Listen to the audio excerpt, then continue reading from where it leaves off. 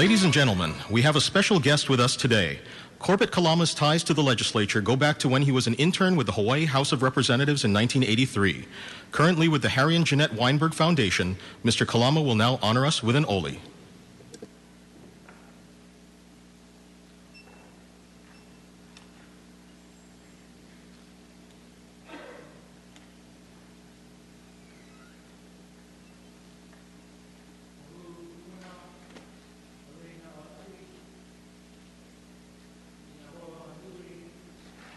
Ina makua, ina malihini, ina kamaaina. Aloha kakahiaka kako. To our esteemed elders, to our leaders, to our friends, family, visitors, welcome to Hawaii. Respecting the past, appreciating and being good stewards of today, acknowledging and accepting the responsibility of building a strong foundation for the future are the three tenets that guide each and every one of us in all the decisions that we make day to day. One, to respect the past, as I've mentioned, to think about today and how we are good stewards, and to build for the future, but also to care for those in our community that are not heard. In respecting the past, there was an important woman that walked these hallowed grounds with all of you, Antipilahi Paki. In 1970, at the Hawaii Conference 2000, Antipilahi spoke of aloha, something that makes us here in Hawaii, all of us, special. Antipilahi talked about aloha. She came, and that was in 1970. But let me take you back a little bit in reflecting on the past. In 1952, Antipilahi wrote her interpretation of the Hawaiian word aloha. In 1962, I had the privilege of having Antipilahi come to my home. And she came to my home with my mother's pahu drum. My mother's name is Elizabeth Kaekavaha Kekauilani Hakumuhula, who unikied from Antilokalia, Montgomery at the age of 13. On my mother's drum was her name, Kaekavaha Kekauilani, that Daddy Bray had inscribed. Antipilahi came to our backyard, and I was raking panic leaves up from Kailua Beach, and she was chanting to my mother. And I ran into that. While I went up to Antipilahi, I said, "Auntie, what are you doing with my mother's pahu drum?" So I ran into the house, and I called my mom, and they came out. After that, we went and sat in our little 900-square-foot home. I'm one of 11 children born to Charles Allen Kalama and Elizabeth Kaekavaha Kekauilani Kalama. And Antipilahi told me at that time, in speaking about this special word, aloha, that someday it would come where you'd present this to the world. Well, today you folks are the world. When you look at the word aloha, which was put into state law, the spirit of aloha is in our state law, it speaks to the importance of hearing what is not being said, seeing what we don't see, and know the unknowable. Very strong guidance for all of us as we go through, and as our leaders here in the audience go through the tremendous and significant responsibilities of doing the work that they do to better our community. But when you look at the Hawaiian word aloha, the first letter A is the word akahai, Hawaii for kindness. Akahai na Hawaii. Be kind, people of Hawaii. Be kind to those that you come in contact with, one person at a time. Kindness is something that we can all share. Kindness is important. The second letter, L, is for the Hawaiian word lokahi. Hawaii, speaking to the importance of working together, the importance of family, the importance of cooperation. Outside these hallowed grounds, there's a picture on the wall that was presented. There's a saying there that says, "Aohe hana nui ke alu'ia." No task is too difficult when undertaken by all. The third letter, O, Hawaiian word olu olu. That's Hawaii, to think pleasant thoughts, to see the good in people. Olu olu kamana'o. The next letter, H, is for the Hawaiian word ha'aha'a, which speaks to the importance of being humble. to take your rank, Lord, and be good servants. We're all tasked with doing that day to day, one person at a time. Opportunities present itself to us to be servants to others and to be humble. The last letter, A, stands for the Hawaiian word ahonui. Ahonui ala nakila. Through patience and perseverance, we can emerge victorious. And Tipilai put these words, which basically goes out to all of us, and ask my mom to put it to Oli, which is what I'll share with you. And here we go. He Elohim,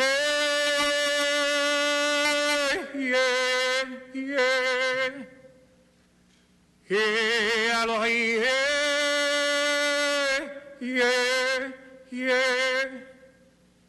Hataina Hawaii, Lo Kahiaku Like, Olu Ka Manao, Hakoku Lana, Ya Honuia Lana Kila, Ya Roi,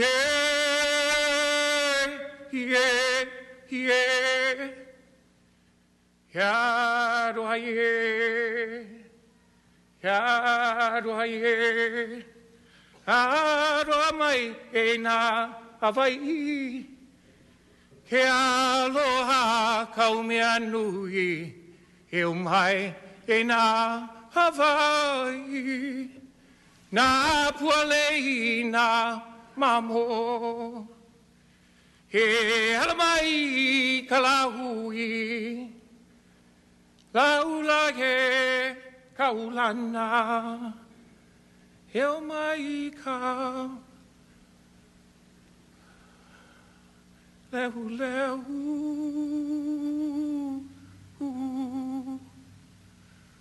hai heo ho Hawaii Aloha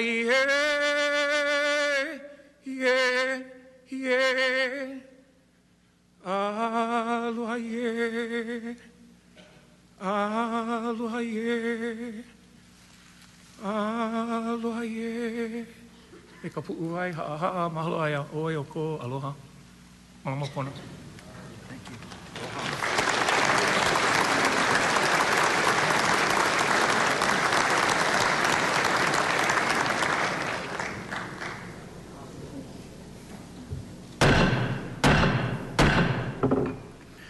Will the joint session of the 28th Legislature please come to order?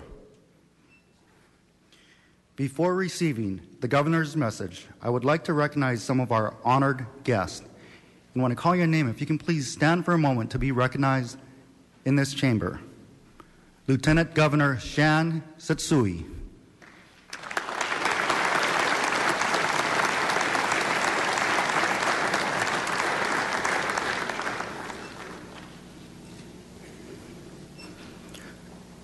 Chief Justice of the Hawaii Supreme Court, Mark E. Rechtenwald.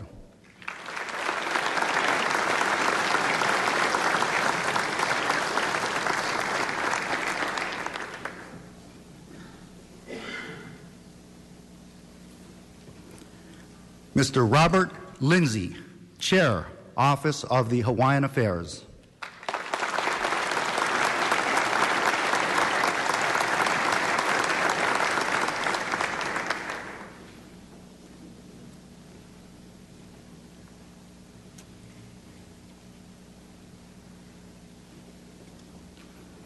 Other distinguished guests joining us in the House chambers this morning, Dawn Ige, wife of Governor David Ige.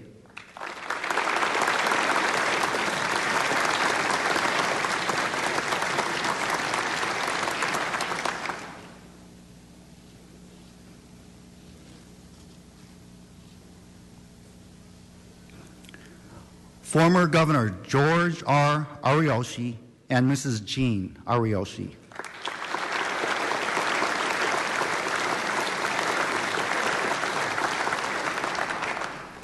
Former Governor John Waihee and Mrs. Lynn Waihee.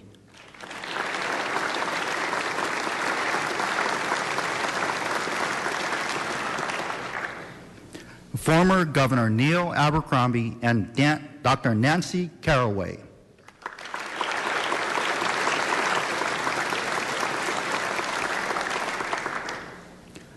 Former Governor Ben Cayetano and Mrs. Vicky Cayetano.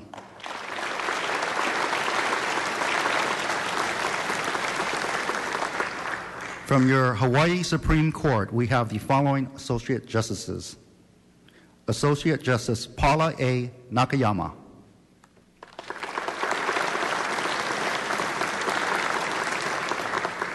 Associate Justice Sabrina S. McKenna.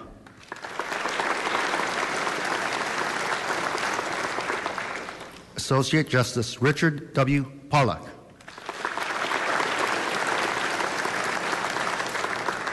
Associate Justice Michael D. Wilson.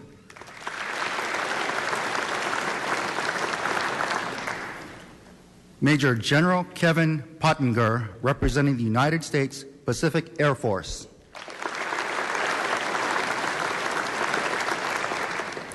Colonel Jeff Davies, representing the United States Marine Corps Pacific.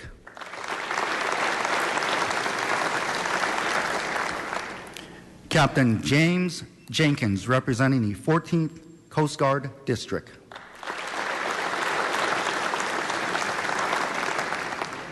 Mayor Kirk Caldwell, City and County of Honolulu.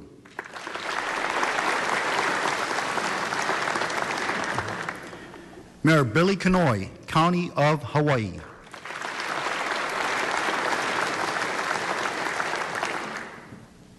Mayor Bernard P. Cavallo, County of Kauai.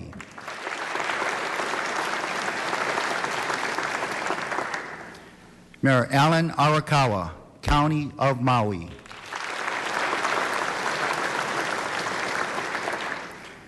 Council Chair Ernest Y. Martin, City and County of Honolulu.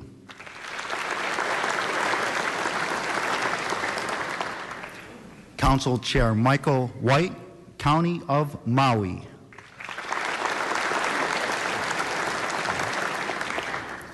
Mr. Jeffrey Daniel Lau, Dean Councilor Corps of Hawaii.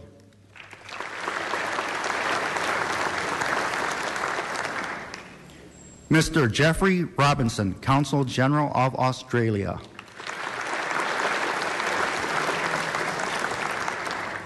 Mr. Toye Shigeta, Consul General of Japan.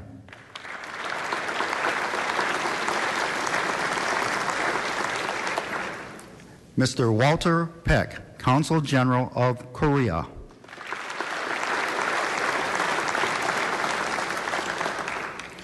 Ms. Gina Hamaralan, Consul General of the Philippines.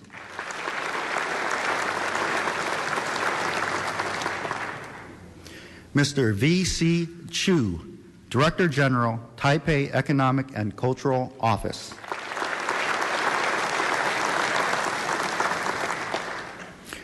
The Chair hereby appoints the following legislators to escort the Honorable David Ige, Governor of the State of Hawaii, to the rostrum.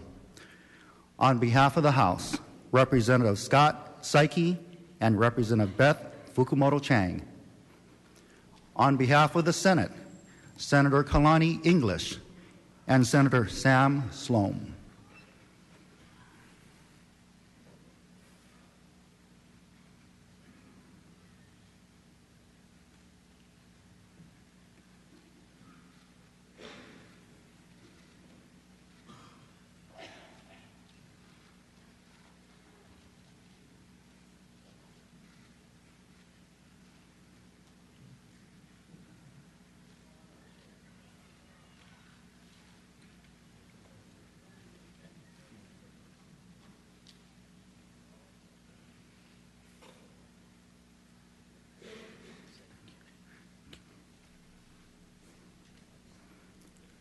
The Chair hereby requests the following legislators to present lays to the Governor. On behalf of the House of Representatives, Cindy Evans. On behalf of the Senate, Rosalind Baker.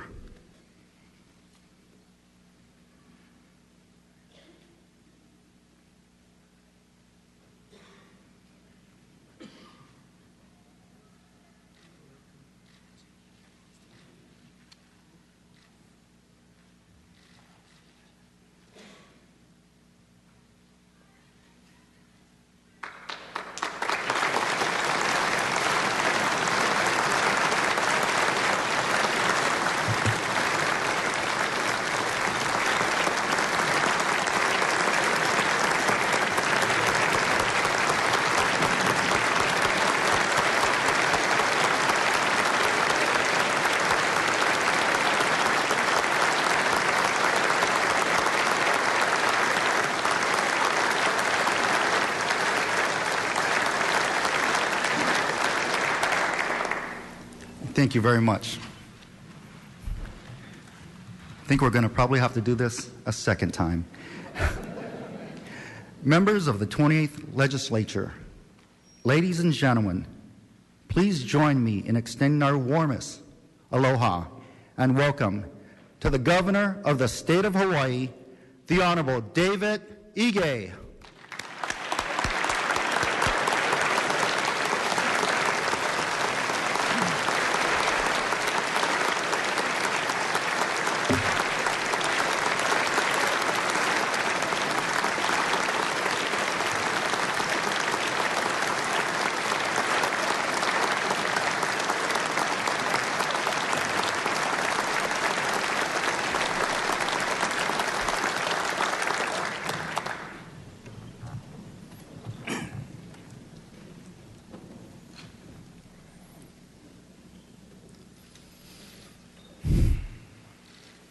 Mr. Speaker, Madam President, former governors, distinguished justices of the courts, representatives of our congressional delegation, members of the Hawaii State Legislature, other elected officials, honored guests, family, and friends, aloha.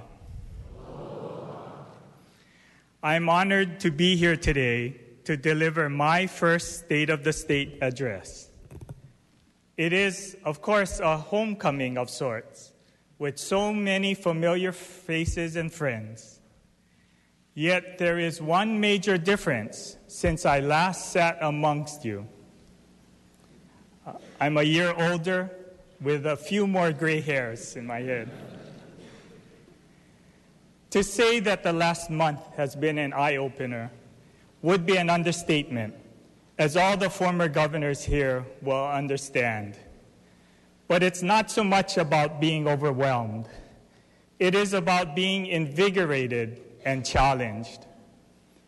And we have a mountain of challenges to climb. And so I hope we can climb it together.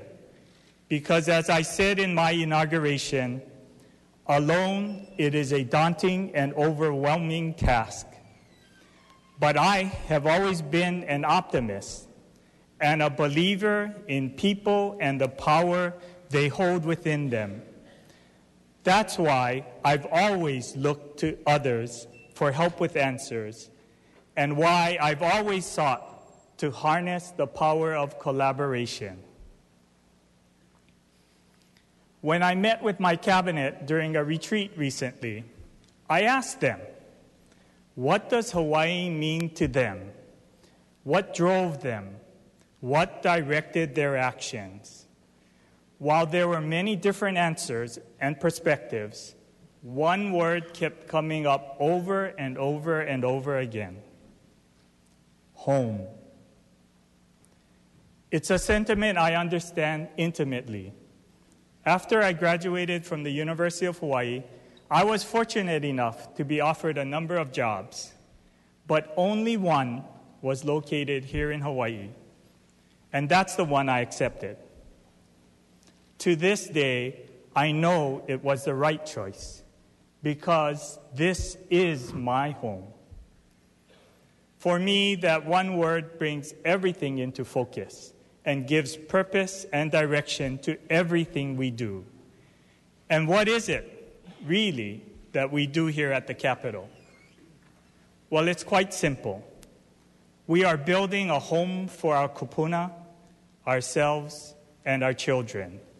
We build schools, hospitals, community centers, and places to work and play. And we safeguard the things that are important to us: our families, our freedoms, our environment, and our future, because this is our home. As any carpenter knows, building a good home takes time, money, and skill. And he or she will also tell you, no matter what kind of house you build, you begin at the beginning with a strong foundation.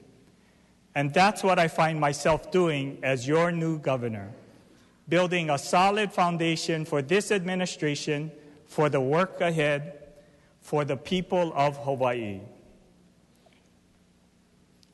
In addition, homes begins with sound and long-term financing. It means working both the income and spending sides of the ledger. I recently submitted a preliminary budget that maintains state programs at current spending levels based on two sobering realities. First, we have fully committed our current funds to existing programs and services. And second, we are spending more than we take in. While we work to correct that imbalance, we need to focus our available resources on strategic investments that grow our economy and strengthen our social safety net. In other words, we need to use funds we have more efficiently and leverage it whenever possible. For example, we can be more aggressive in seeking federal funds in a wide array of areas.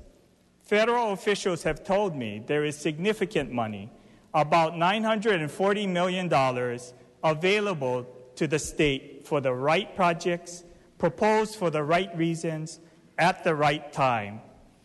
That's why I'm pleased to announce the appointment of Elizabeth Kim as a special advisor to the governor. Elizabeth's impressive experience in Washington, D.C. will help the state tremendously in securing more federal dollars. We all know Elizabeth's story, a bright and talented person from Hawaii who wants to come home but can't find the opportunity to do so. I am committed to creating more opportunities, not just for Elizabeth, but for all of our children, to return home to fulfill their dreams and contribute to the future of Hawaii.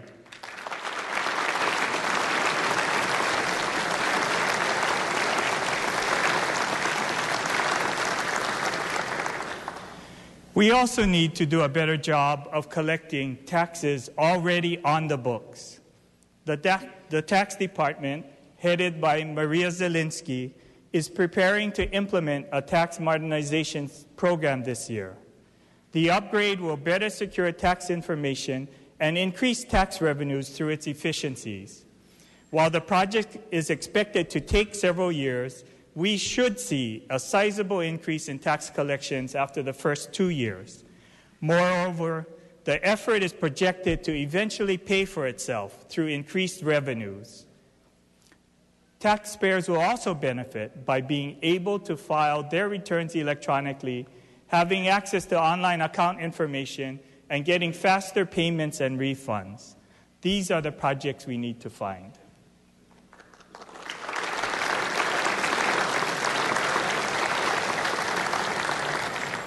On the spending side, I believe we can do a number of things which center around a single change in mindset, making government more efficient. I cannot stress how important I believe this one factor is. I recently met with Mike Buskey, president of GameStop, a multi-million-dollar video game retailer. The company operates almost 6,500 stores throughout the world and is a major player in the electronics sector.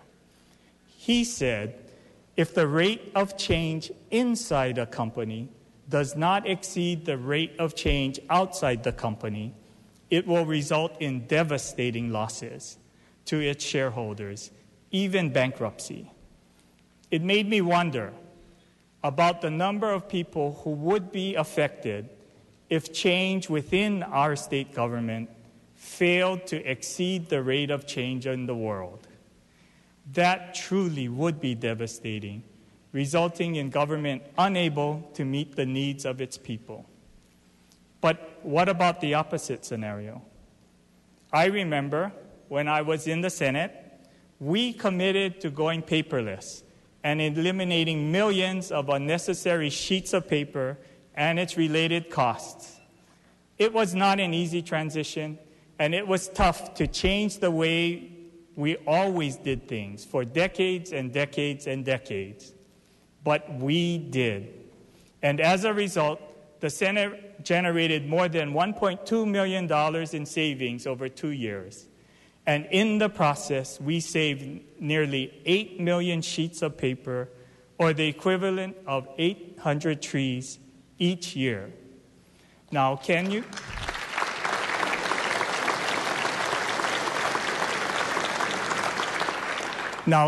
imagine what we could do if all of state government looked for these kind of opportunities? For example, I'm told that the state goes through 1 million pages a month for payroll alone. A little effort could go a long way to alter that. A change in mindset could take us even much further. We must reduce the amount of paper we use every day. I am committed to transforming the culture of government to embrace and accelerate change. We need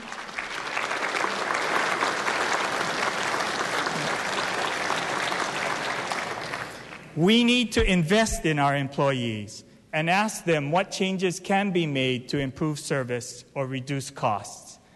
And most importantly, we need to support them when we ask them to make those changes. Leveraging our dollars and maximizing our investments also go a long way in creating savings. I recently attended the groundbreaking for Kapolei Lofts, a public-private partnership with the state, the city, and the private developer. This rental housing project will provide nearly 500 much-needed homes on Oahu for residents, including 300 units that will remain affordable for the next 30 years. The state's share provided an interim loan of $5 million and is a good example of how low-cost government investment tools can be used to create affordable homes for working families.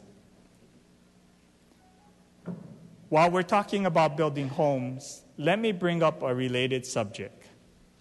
Honolulu's rail system is often viewed as a response to the growth of our suburban neighborhoods. While that is true today, it doesn't have to be that way in the future. Rail can be the driver to help us build future communities on Oahu, to sensibly direct growth, to protect open space and agriculture, to stimulate business, reinvigorate older neighborhoods, and build affordable homes. In fact, the state is the largest owner of parcels along the transit route. Consequently, I will be dedicating a position in the Office of Planning to help us assess and evaluate those parcels, specifically to build affordable homes, because that is one of this administration's main goals. We are also adding $100 million to the Rental Assistance Revolving Fund that can be leveraged with private money and state-owned lands along the transit route to provide rental homes for working families.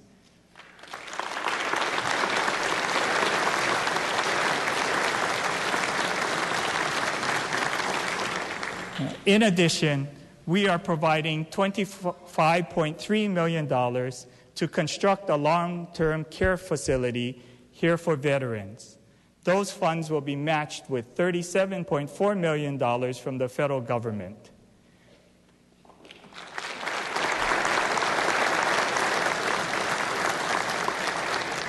And we can also generate additional federal dollars by identifying defense interests along the transit route and seeing if our plans can mesh with the military's to create a win-win situation.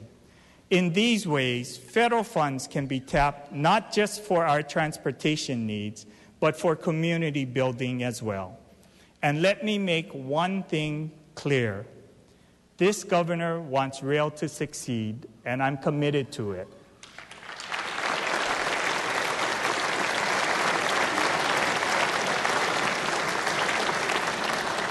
But let's also make sure we do things the right way for the right reasons, including cost containment before we ask for any more money.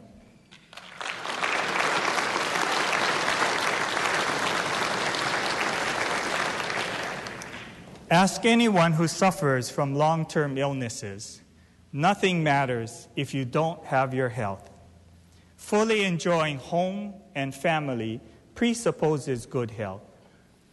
Lucky you live Hawaii for so many reasons, including one of the healthiest lifestyles and the longest life expectancies in the nation. Hawaii's Prepaid Healthcare Act has had a lot to do with those outcomes. In addition, it has brought us closer to achieving universal health care amongst all the states across the nation. With the passage of the Affordable Care Act and the launching of Hawaii's Health Connector, we can close that gap, but we've got work to do. I will not minimize the disappointments we've all felt with the Health Connector, but I will not dwell on them either. That's why we're working closely with all stakeholders to ensure that we move toward a sustainable exchange, one that meets the requirements of the Affordable Care Act without endangering Hawaii's Prepaid Health Care Act.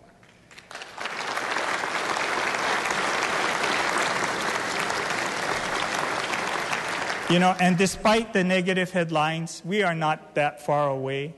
Universal health care is within our grasp in Hawaii.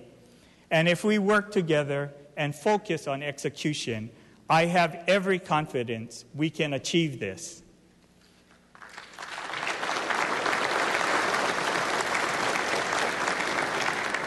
We enjoy many benefits of being an island state, cradled in the middle of the Pacific.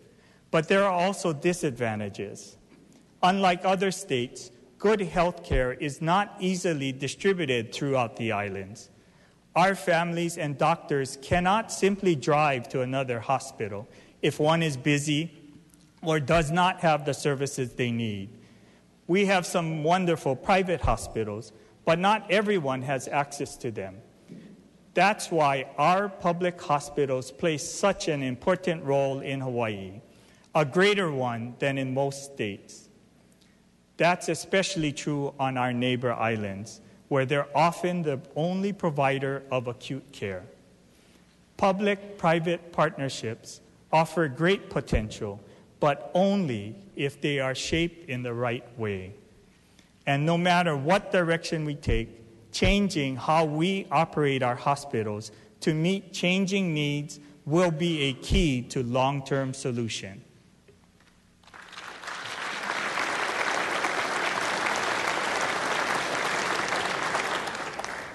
A home also needs a sustainable and reliable energy source. Importing fossil fuel remains one of our greatest weaknesses, and we simply must move to reduce our dependence on it.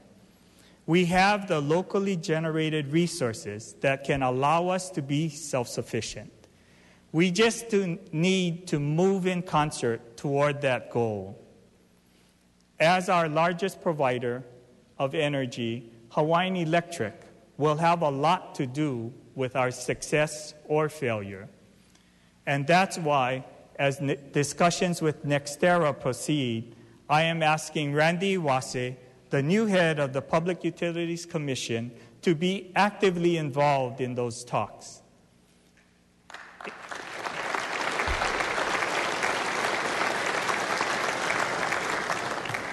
In addition, with the help of the legislature, we will be restructuring and staffing the PUC to give it the expertise and the resources needed to deal with its due diligence.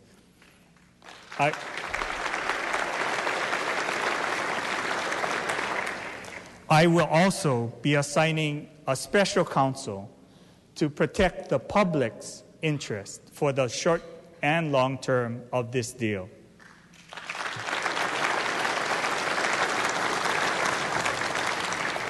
The home we build in Hawaii needs a strong support network in so many areas. We need to support business and industry so that they can grow our economy and create jobs. That includes our visitor industry, which has had 3 straight record-setting years in arrivals and spending, totaling about $15 billion and supporting 175,000 jobs statewide. It also includes the thousands of small businesses that make up the core of our economic engine. Those mom and pop stores whose predecessors include success stories like Foodland, City Mill, and the ABC stores. We need to nurture an innovation economy in which entrepreneurs use technology to develop new processes and products from existing ones, like smartphone makers who have taken their products far beyond the original concept of a mobile phone and created entire new markets. It's a whole new economic paradigm which we need to support with modern infrastructure, whether it's expanding our broadband network or building innovation parks. That's why we are providing $10 million for the Hawaii Growth Initiative to support and grow innovation and entrepreneurship.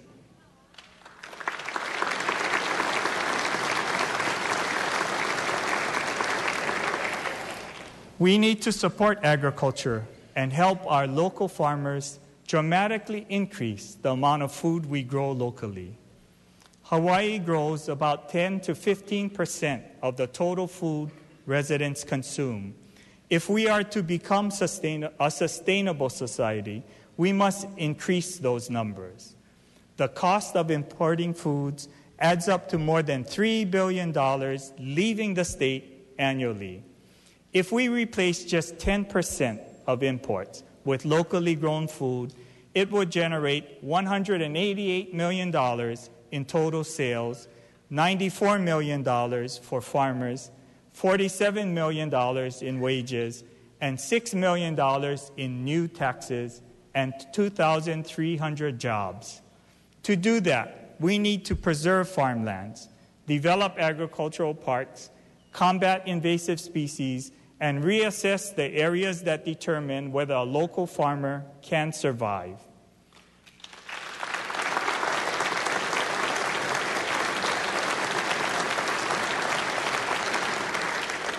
We will be meeting with farmers from each island to hear what they need to make Hawaii more self-sufficient. And I've asked Agriculture Director Scott Enright to spearhead this effort. In the meantime, we are adding $5 million to the agricultural loan program and expanding use of the fund to include biosecurity and food safety needs. These are the kinds of things to help our farmers be successful.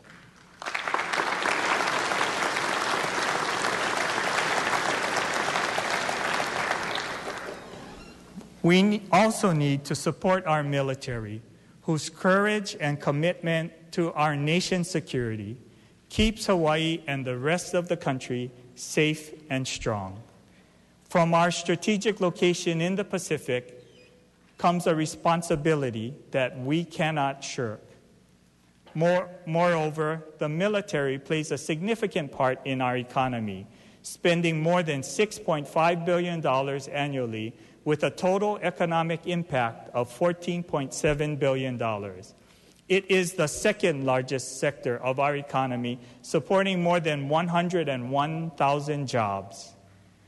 Even with the Pentagon's new focus on the Pacific, there is no guarantee that we can protect the military's presence in the islands simply because of our geographic location.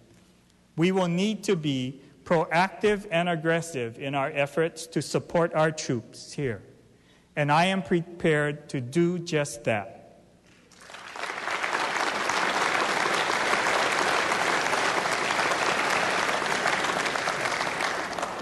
We need to fulfill our obligations to our host culture, whose sense of aloha influences everything we do. As we speak, the Hokulea and its sister ship are sailing across the oceans to call for a more sustainable world. Their voyage banner, Malama Honua, means to care for our earth. Living on an island, we know better than most that the limited resources of this planet must be protected if we are to thrive as a species. That is the lesson offered by our host culture. It is their gift to all of us. I am pleased that Nainoa Thompson is with us today and would like to recognize him for his many contributions he has made to the Polynesian Voyaging Society and the people of Hawaii. Nainoa, if you could rise to be recognized.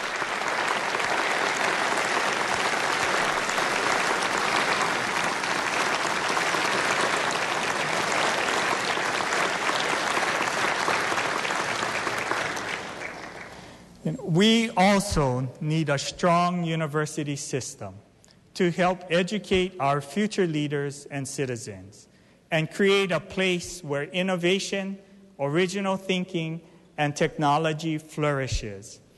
A university system not just engaged in the community, but leading it into the future. In that regard, its goals must be clear, its planning must be precise, its actions must be forthright. I challenge the university leaders to focus on execution, accountability, and delivery in all that they do.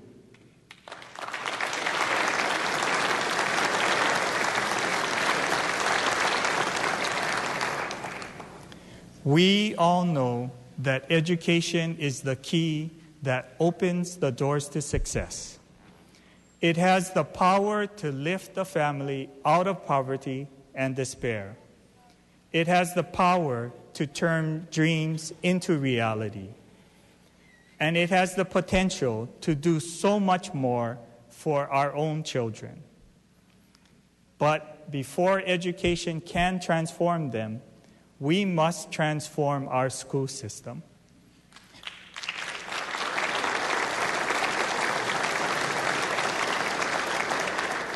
Waipahu High School is a wonderful example of a high-performance school with strong leadership from the principal who seeks to empower students and teachers and the community, high expectations for students, and hardworking teachers and staff committed to innovative and creative academies to help students learn.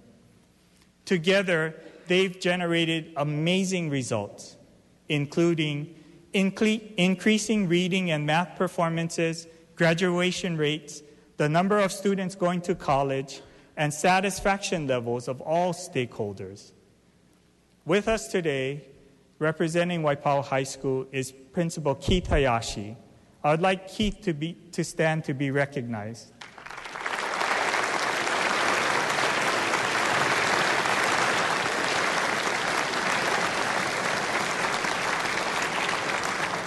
We have many excellent, high-performing schools in our communities. The question is, how do we unleash them? I know that the best way to improve student learning is to empower schools and give those closest to our children the authority and resources to take action. As governor, I will appoint members to the Board of Education who embrace school empowerment of our principals and teachers as the key to ensure student success.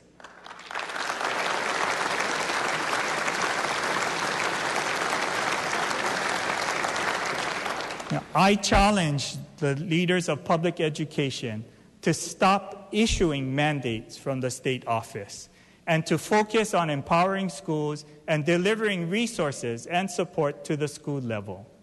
In the current budget, we are requesting an increase for the Department of Education's weighted student formula. This will allow principals to decide how to spend this portion of the DOE's budget and how to best meet the needs of their students.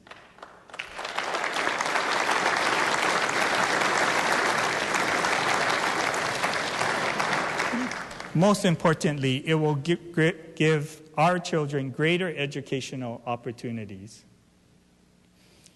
My mom grew up in Kahuku. At that time, schools there only went to the 8th grade. And so her parents knew that if she was to have any kind of future, she had to go away for high school. Somehow they scraped up enough money to send her to Denver, Colorado, to continue her schooling. After graduation, she went on to become a nurse. Eventually, she came back home to work, and with my father, raised 6 children, including a future grateful governor.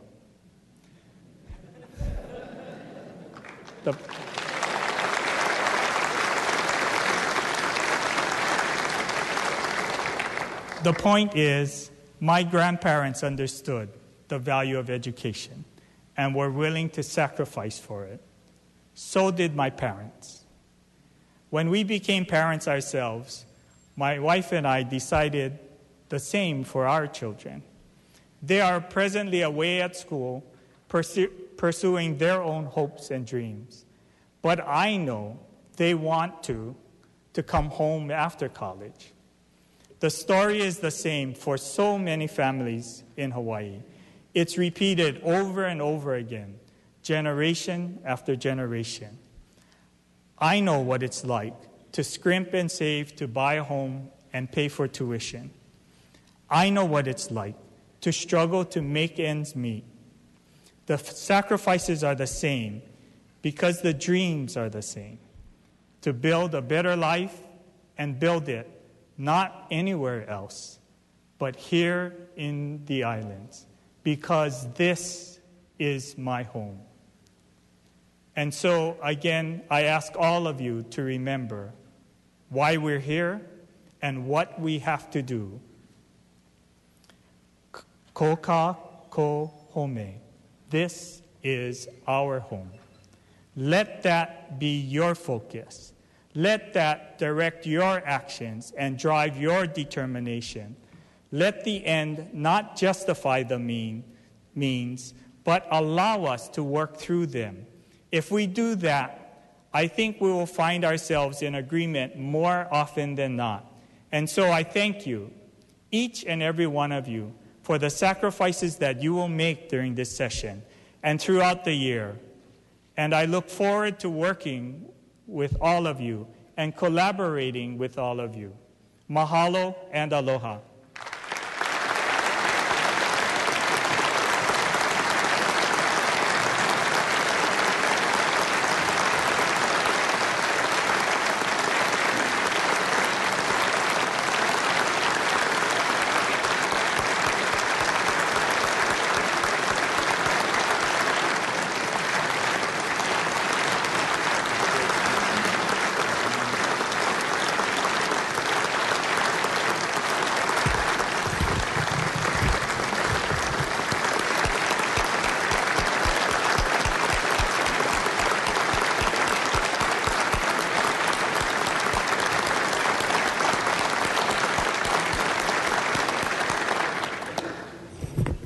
Thank you, Governor Ige, for your inspiring remarks.